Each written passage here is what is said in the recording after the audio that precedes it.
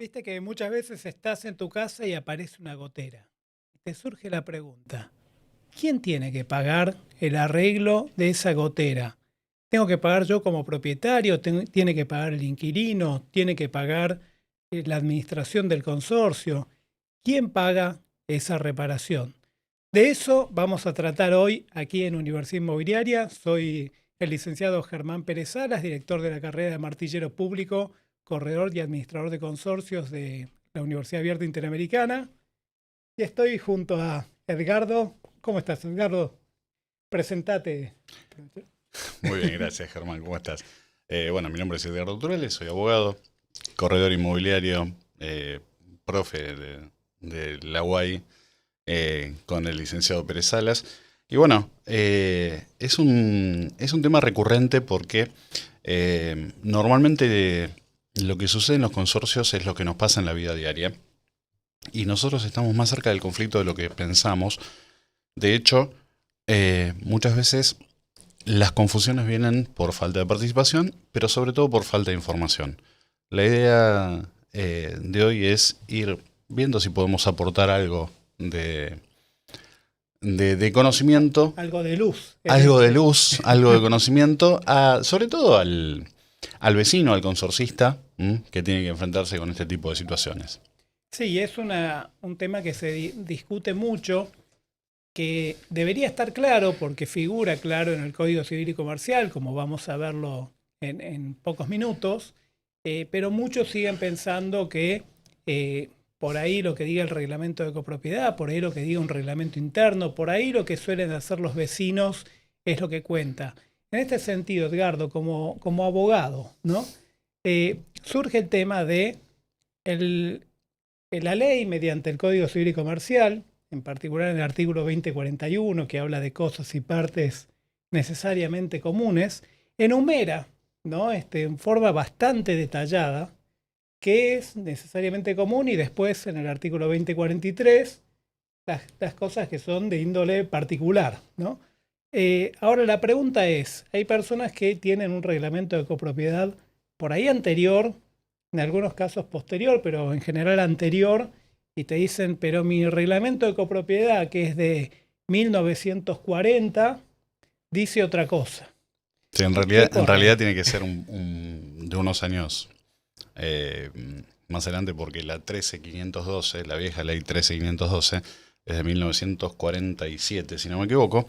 Pero lo que hace el Código Civil y Comercial básicamente es tomar la letra de la ley 13512, que era la ley de propiedad horizontal, y que nos obligó a registrar las propiedades horizontales, ¿sí?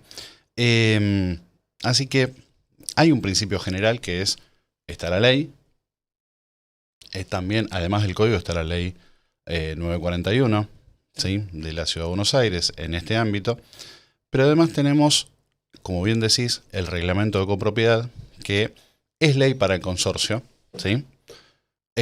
Podemos tener reglamentos internos o reglamentos de convivencia, se conocen muchas veces, que no pueden ir.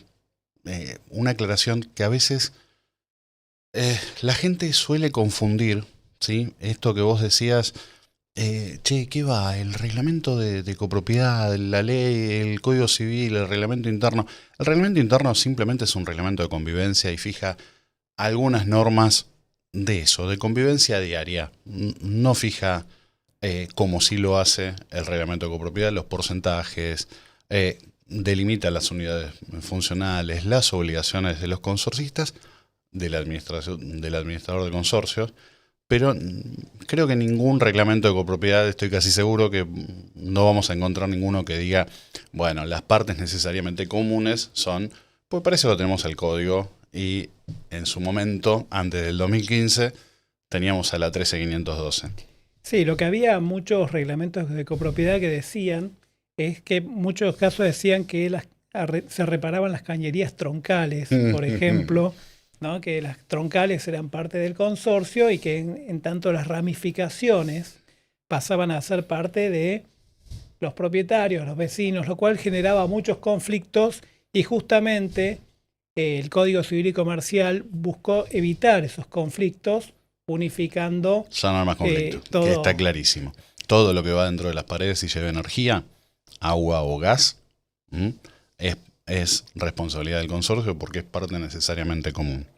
La electricidad también, pero a diferencia de gas y agua, que es en todo su recorrido, la electricidad es solamente hasta el ingreso a la unidad funcional, es decir, hasta el tablero.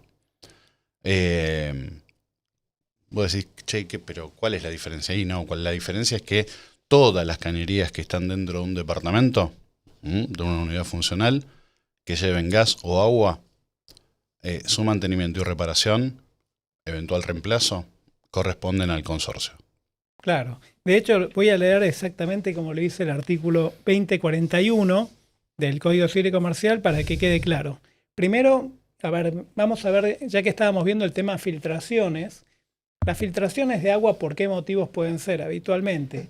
Bueno, puede ser si uno está en algún último piso o da alguna terraza, alguna azotea, justamente de las terrazas, azoteas, que tenga el consorcio en sus distintas alturas, porque no todas están en el último piso, sino que a veces en el segundo, tercer piso tienen especialmente, es más frecuente en la parte del fondo, a veces en algún lateral, una terraza porque tiene mayor extensión en los primeros dos pisos. Entonces, todas las terrazas, aunque tengan acceso exclusivo, aunque parezca que pertenecen a una sola unidad, aunque figuren en la escritura de esa unidad funcional porque figuran como metros descubiertos, ¿sí?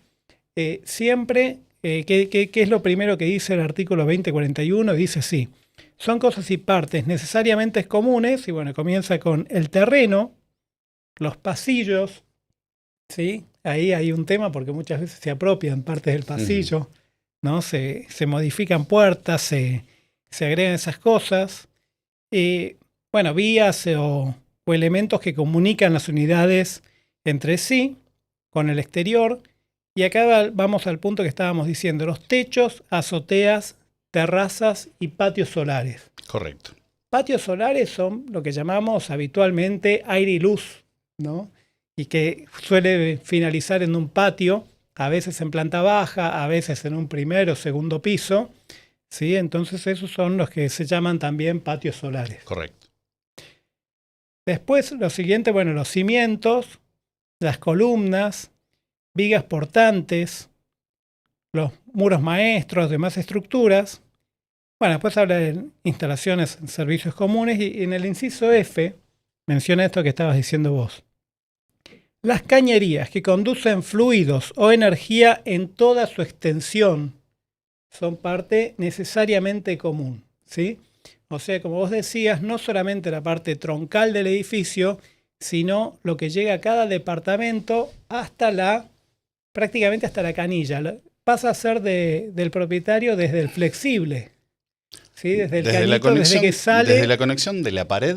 Sí. En adelante es del propietario. Pero bueno, justamente mirá qué bueno lo que decís, porque hay que diferenciar justamente, y me viene bien el ejemplo que ponías de las azoteas o balcones, con una cosa es si se rompe un caño dentro de la pared, cualquiera sea, lo tiene que reparar el consorcio. Ahora, se te rompe el termotanque, ¿sí? Que está dentro de tu unidad.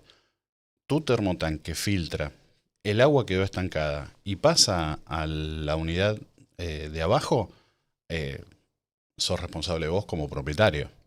O se pinchó el flexible. O se pinchó el flexible, pasa, tal cual. Se inunda el departamento. Dejaste la canilla abierta. ¿Sí?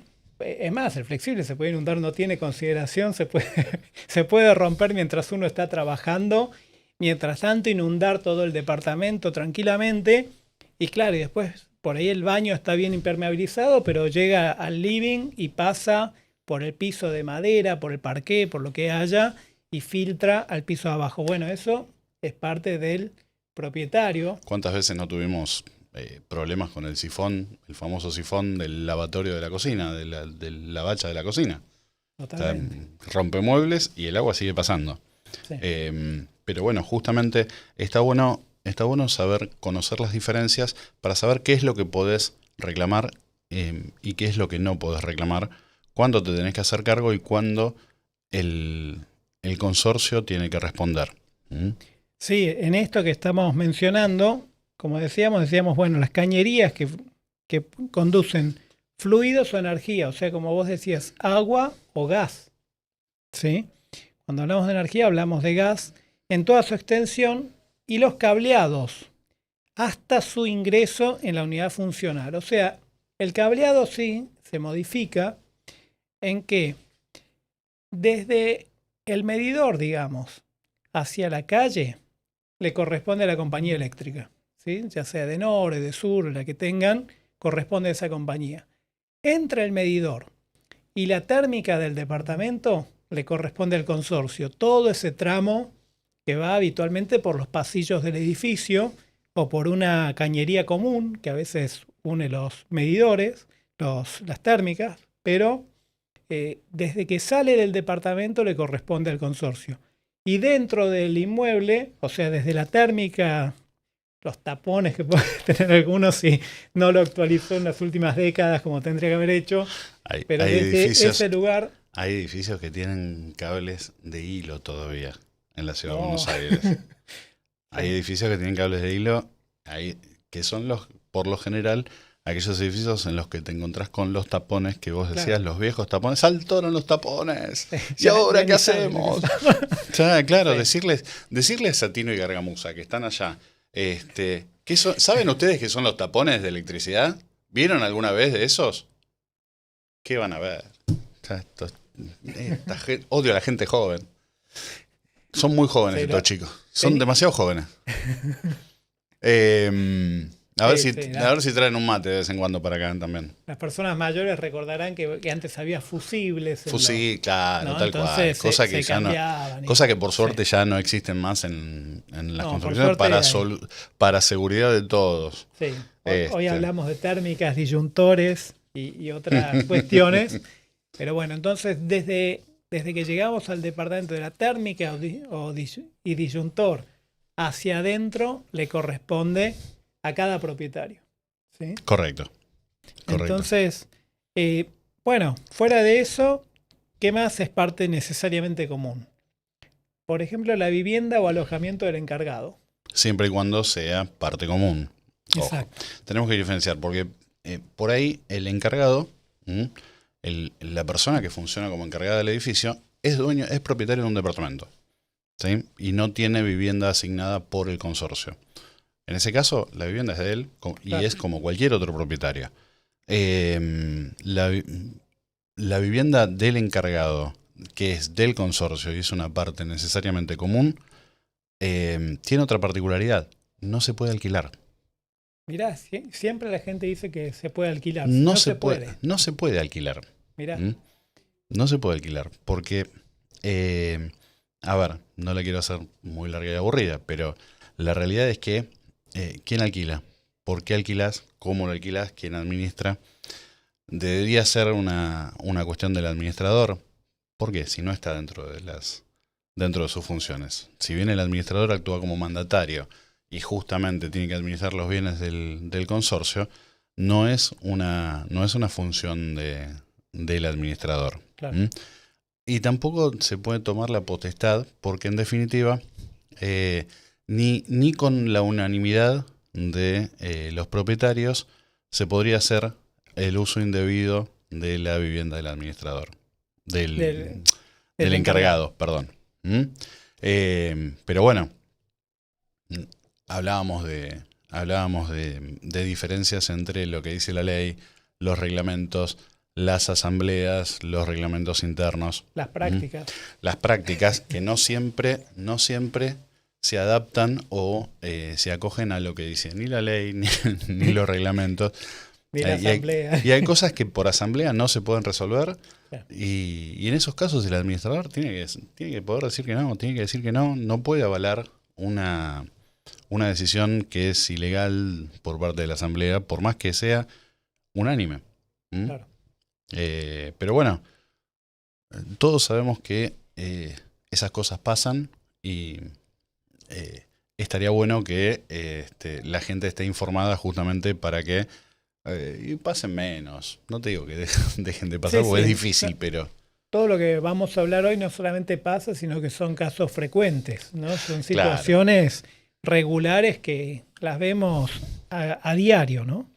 Y bueno, sigo leyendo algunas cosas y partes necesariamente comunes. Igual está bueno que lo leas.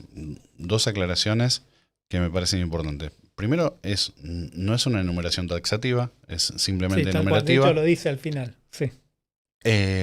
Eso por un lado, y por el otro, surge del sentido común. Si lo querés pensar, es una cuestión de sentido común. ¿Qué es lo que hace? Tenés que pensar qué es lo que hace a la estructura y el mantenimiento del edificio. ¿Sí? Sí, uno lo puede entender como sentido común, sin embargo, estas discusiones son muy frecuentes, donde vecinos están hablando, no, el cable de electricidad es tuyo, pagátelo vos, ¿no? El agua me cayó a tu departamento, ¿no? Entonces, el conflicto todavía existe, aunque la ley esté clara, y además muchos administradores se han quedado con la idea de la legislación anterior, entonces dicen, hay que ver el reglamento, que es lo que dice, pero el reglamento, y esto aprovechamos para mencionarlo, no puede decir algo contrario a la ley, no puede desautorizar una ley porque el constructor se le ocurrió que esta ley ya no corre, ¿no? Entonces, es algo que parece obvio, pero mucha gente te dice, ¿para qué veo que dice el reglamento? Y si el reglamento dijera algo contrario a la ley, no lo podemos seguir. Totalmente.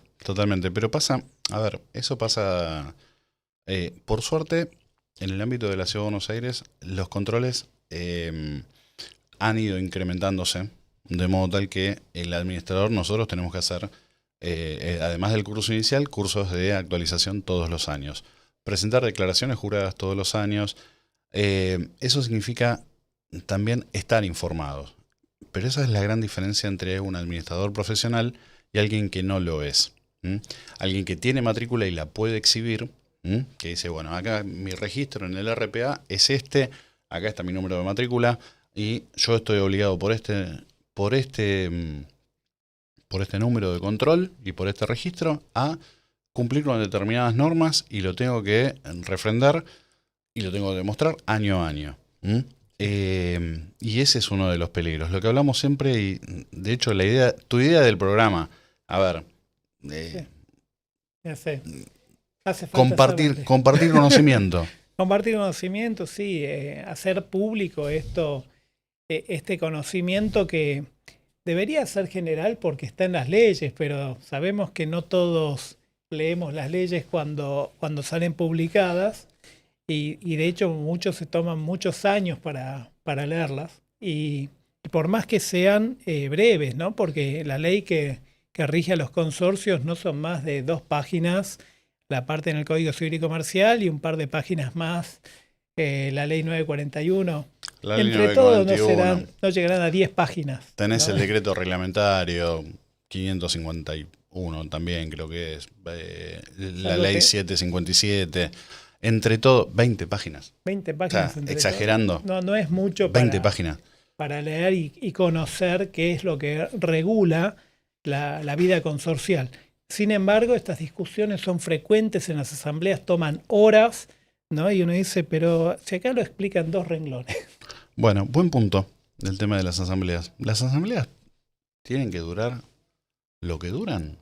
Y la realidad es que si está bien hecho el orden del día, no necesariamente. No.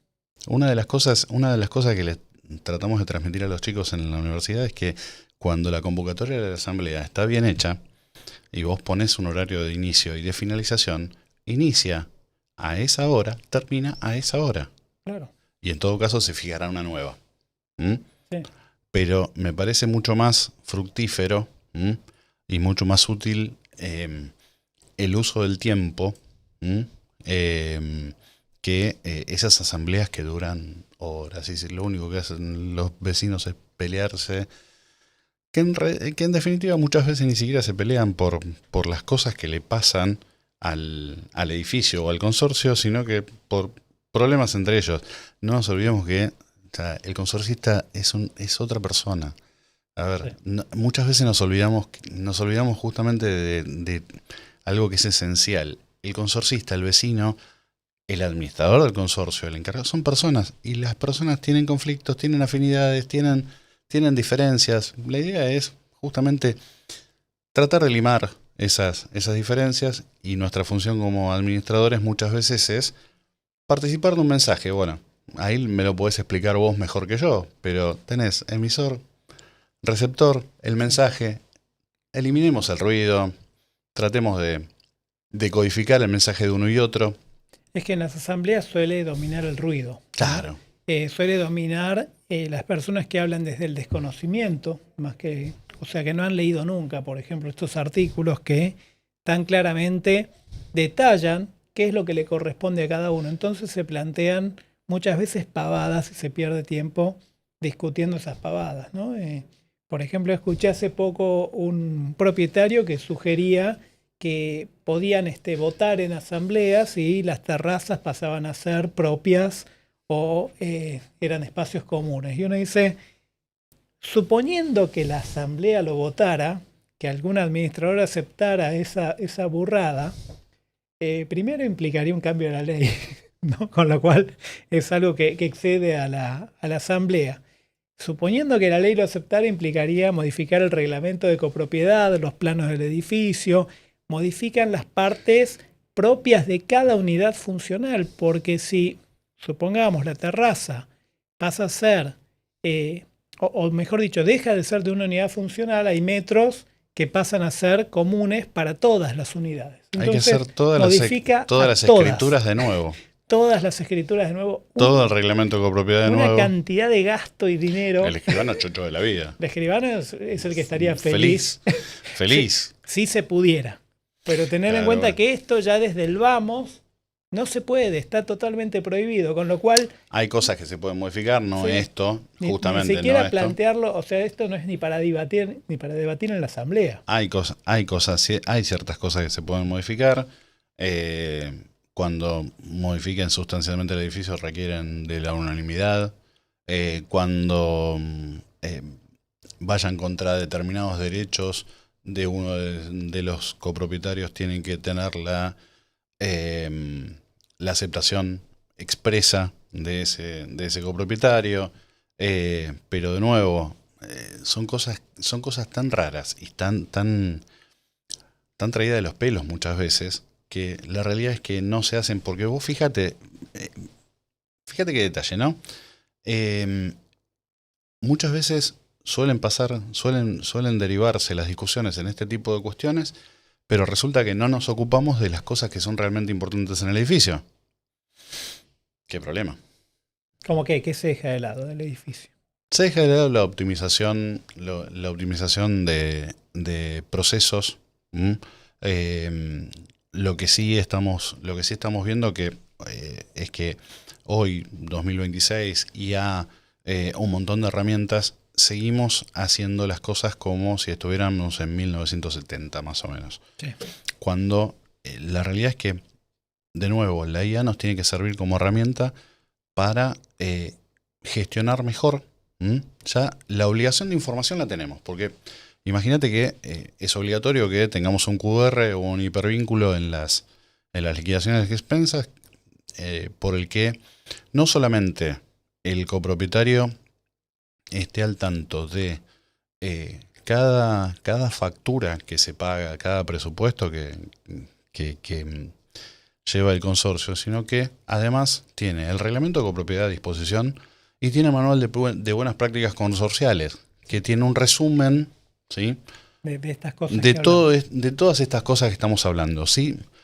El manual de buenas prácticas consorciales, de nuevo, 5 páginas. Sí. O sea, no mucho más que eso. Es cuestión de... La información está.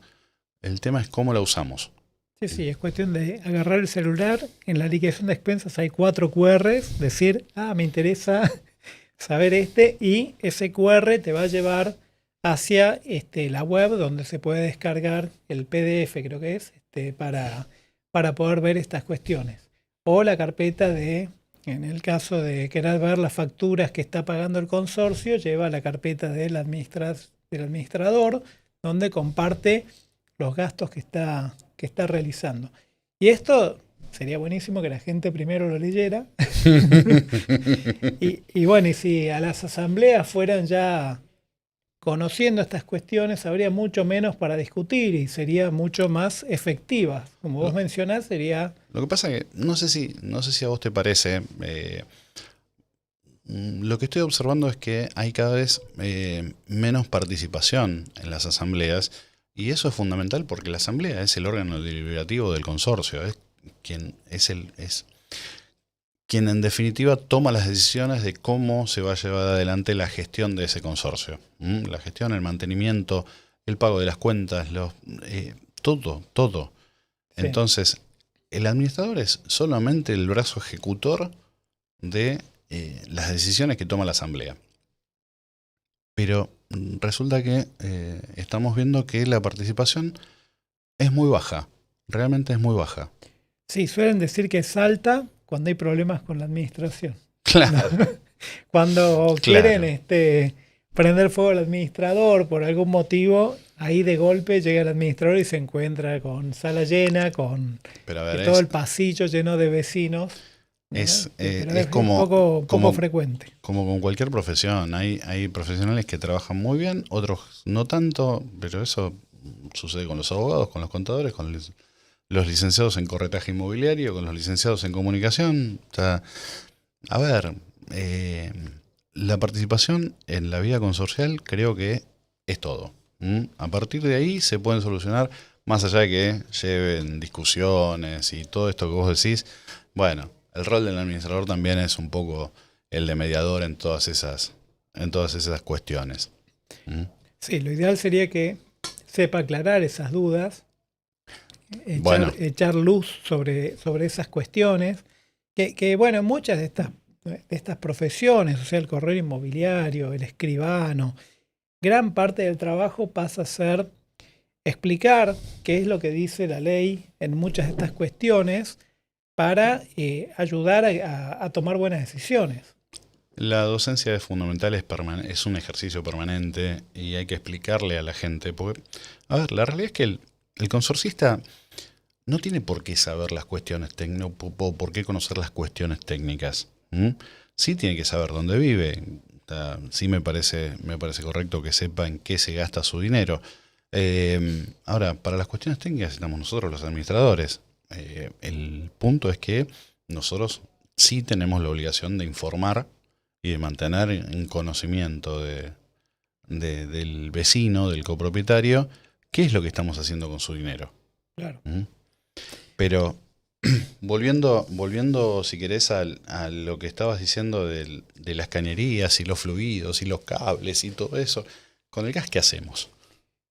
Bueno, el gas pasa un poco lo mismo, ¿no? O sea, sería la instalación de gas hasta que llega a la conexión, digamos, del horno o de la estufa, sería parte del consorcio, y a partir de ahí parte de cada propietario. ¿Sí? También lo mismo con el termotanque, llega la conexión hasta el termotanque o hasta el calefón, y hasta ahí le corresponde al consorcio y ahí en adelante a cada propietario. Con lo cual, como vos mencionabas, falla el calefón, falla el termotanque, falla la caldera, falla cualquiera de estos elementos que son ya externos, son de cada propietario, toda reparación, todo control pasa a ser de cada uno. Correcto. Y, a ver, vos decías 2041, está el 2042, que son partes comunes no necesarias. Lo que habitualmente llamamos amenities, ¿sí? Pileta de natación, laundry, Zoom, cualquier gimnasio. Zoom con S, porque viste, muchos ponen Zoom con Z como si fuera el de la cámara de fotos. No. Y Zoom viene salón de de usos múltiples. Tal cual. SUM. Tal cual. Bueno, justamente, todos esos y cualquier otro espacio o servicio, parrillas, cualquier otro espacio o servicio que tenga el edificio que no sea esencial, que se diferencie justamente de lo que decíamos, esta cuestión del sentido común, de, a ver, una columna, y sí, tiene que ser común porque sostiene el edificio. O sea, no hay mucho para pensar ahí. Hay que avisarle, viste, ese que había cortado en la columna que daba al balcón. Había cortado para tener mejor vista. Y uno estaba después, si se va a caer el edificio. Bueno, No. sí, esas Pero, cosas hay que tratar de no hacerlas. Bueno, de hecho, vos fíjate, adentro de cada unidad funcional, nosotros podemos tener muros que son portantes, es decir, que sostienen la estructura, y muros que no. O sea, paredes que no. Las últimas las podemos tirar abajo y nadie nos puede decir nada. Tenemos que dar aviso de obra. Los muros importantes no los podemos tocar porque no son nuestros. claro. No son nuestros. ¿Mm? Está bueno aclarar que no es tan frecuente los muros portantes en la construcción hoy en día. Antiguamente eran muy frecuentes, pero cuando hay columnas es poco frecuente que además haya muros portantes. Siempre igual conviene, antes de tirar una pared abajo, consultar con algún ingeniero o arquitecto, Tal cual. pero saber que si uno ve columnas es menos probable o poco probable que haya muros portantes. Exactamente. Exactamente. Así que, bueno, y ¿querés que pasemos a la 2043 un poco de lo que es particular? Dale, dale. No sé si la tenés ahí a mano, ahí te... A ver. Que los. Sí. A ver, Lo que es a particular de ver, cada uno. básicamente es el volumen. Perdón, no te entendí. En un momento me quedé pensando en lo que estábamos hablando. Lo que es nuestro es el volumen, ¿m? Que está dentro de las paredes de nuestro. Que nos dividen de los demás. ¿Sí? Sí. Cuando hablo de volumen es piso, paredes, techo, o sea, base por lado por altura. Sí. Literalmente. Con eso podemos hacer lo que queramos. ¿Sí? Confusión típica. Me decís, no, pero los muros que dividen las partes comunes o de otras propiedades y lo nuestro son partes comunes. Bueno, sí, ahí tendríamos que hilar muy fino porque si lo llevamos al extremo ni siquiera podríamos pintar nuestra pared. Cosa que es una barbaridad. Pero ese muro es parte común. Y en ese sentido, lo único que no podemos hacer es tirarlo abajo. De nuestro lado podemos hacer lo que nosotros tengamos ganas de hacer. Son privativas. Son privativas, de nuevo, el sentido común. Lo que decíamos, las paredes internas del departamento es privativa. Si tenemos unidades que son accesorias de la unidad principal, una baulera, una cochera, son privativas. ¿Sí? Sí. Lo que no puede ser privativo es cualquier espacio, ¿sí? Que impida el libre funcionamiento, el libre y normal funcionamiento del edificio. Nosotros no podemos poner una baulera en el medio de un pasillo. Claro. Tan simple como eso. Normalmente las unidades funcionales pueden ser, como sabemos, departamentos, oficinas, bauleras, cocheras y además cualquier otro espacio con un determinado uso que no sea común. Claro. No hay mucho más. En ese sentido, todo lo que está de la pared para el lado de adentro es nuestro. Perfecto. Entonces voy a aclarar algunas filtraciones que podrían ser por culpa del propietario. Dale. Sí, entonces se pinchó el termotanque o se rompió. El calefón es menos frecuente, pero bueno, se rompió algo del calefón, de la caldera, del sistema de calefacción, ¿sí? No en sí las cañerías, porque las cañerías internas, como hablamos, suelen corresponder al consorcio. Ahora, si se rompe el equipo y eso produce alguna fuga, como decíamos, puede ser de gas o de agua, ¿sí? Y que el gas nos perjudica a todos porque es probable que corten el gas en todo el edificio por una pérdida de gas. Y agua, bueno, lo más común es perjudicar al vecino de abajo. También si decíamos se rompe un flexible, ¿sí? Otro caso muy frecuente es el tema de la pastina. ¿Sí? Eso que se pone para impermeabilizar la parte de las juntas, ¿sí? En las, a veces en las duchas. Sobre todo cuando ponemos, se ve eso en los departamentos que tienen jacuzzi, bañaderas con hidromasaje, ese tipo de elementos, de artefactos que tienen, que por la misma vibración del motor que produce el hidromasaje, se va moviendo y se rompe la pastina, lleva un mantenimiento más cuidadoso, más frecuente que una bañera común. Sí, a veces se rompe por ciertos productos de limpieza que se utilizan, que pueden ser muy potentes, muy abrasivos y pueden eliminarla o corroer la pastina.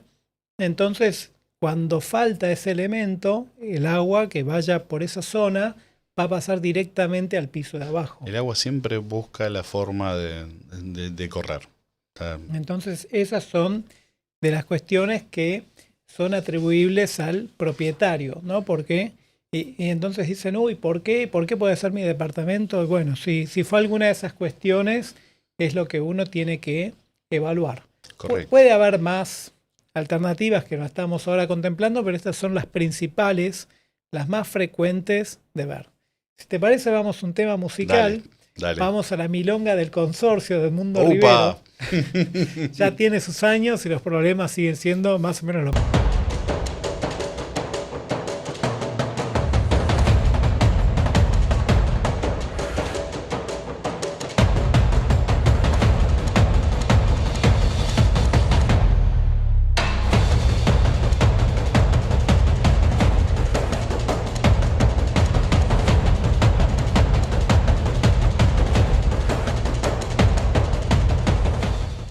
Bueno, después de escuchar la milonga del consorcio, nos quedábamos charlando.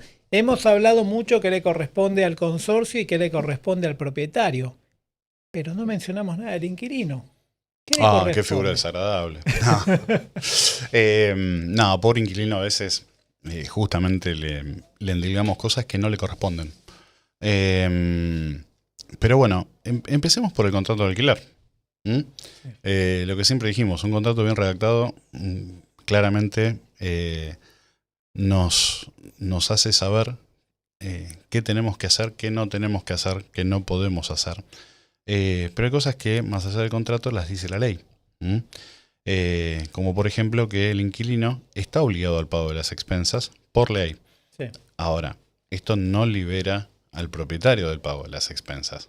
Claro, si el inquilino no paga, el consorcio va a actuar contra el propietario, no le va a importar que haya un inquilino. Exactamente. Ahora, el inquilino no está cumpliendo con el pago de su alquiler, sino está cumpliendo con las expensas, o sea, porque es parte integral del cobro del alquiler. Sí, está claro que depende del contrato. Normalmente los contratos los redactamos incluyendo el pago de las expensas y de los demás servicios. Y justamente el precio total, y esa es otra cosa que por lo general la gente no sabe, cuál es el precio del canon locativo o cómo está compuesto, por el valor del alquiler, por el valor de las expensas y por todo lo que nosotros pongamos en ese contrato que está a cargo del inquilino. Claro, está bueno esto que mencionás porque ahora que hay libertad en la confección de los contratos, eso uno podría elegir, por ejemplo, en el valor del alquiler podrían estar incluidas las expensas, ¿no? Tranquilamente, si estuviera así especificado, ¿no? O también hay impuestos o servicios que en algunos casos se acuerda que estén dentro del canon locativo, ¿no? Yo puedo hacer perfectamente lo que se conoce como paquete y cobrar, poner que cobro una determinada cantidad de dinero por el contrato de alquiler y ahí incluyo todos los servicios, incluyo el valor de las expensas y lo que quede me va a servir a mí como canon locativo. Ahora bien, si nosotros lo dividimos, eso tiene que, si abrimos esa lista, el inquilino tiene que saber claramente qué es lo que tiene que pagar y qué es lo que no tiene que pagar. En estos casos que mencionábamos recién, al inquilino se le rompió el flexible se rompió por desgaste, supongamos, porque distinto sería que se rompa por un mal uso, ¿no? ¿Qué pasa si se rompe por desgaste? ¿Qué dice el contrato? Flexible. ¿Qué dice el contrato? Mira, si se rompe por el uso normal y habitual, la realidad es que el propietario tiene la obligación de responder por esos daños, porque justamente parte del contrato es, o sea, la contraprestación, o la prestación en realidad es darle al inquilino que un espacio en todas sus condiciones de habitabilidad.